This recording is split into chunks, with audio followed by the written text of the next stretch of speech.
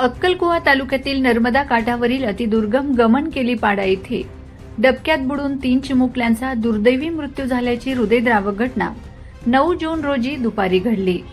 आंघोळीसाठी पाण्यात उतरलेल्या बालकांना पाण्याच्या खोलीचा अंदाज न आल्याने ही दुर्घटना घडल्याचं समोर आलं आहे।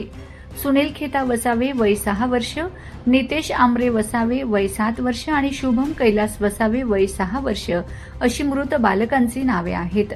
या घटनेमुळे परिसरात शोककळा पसरली असून संबंधित कुटुंबावर दुःखाचा डोंगर कोसळला आहे। घटनेची माहिती मिळताच ग्रामस्थांनी प्रशासनाला कळवले। मृत बालकांचे मृतदेह शवविच्छेदनासाठी मोलगी येथे शासकीय रुग्णालयात हलवण्यात आलेत। मात्र घटनेनंतरही कुटुंबियांना तात्काळ शासकीय मदत मिळाली नसल्याची खंत ग्रामस्थांनी व्यक्त केली। माजी जिल्हा परिषद सदस्य किरसिंग वसावे यांनी मृत बालकांच्या कुटुंबियांना तातडीने आर्थिक मदत व शासनाच्या विविध योजनांचा लाभ देण्याची मागणी केली आहे। तसेच भविष्यात अशा घटना टाळण्यासाठी आवश्यक उपाययोजना करण्याचे आवाहनही त्यांनी प्रशासनाकडे केले आहे।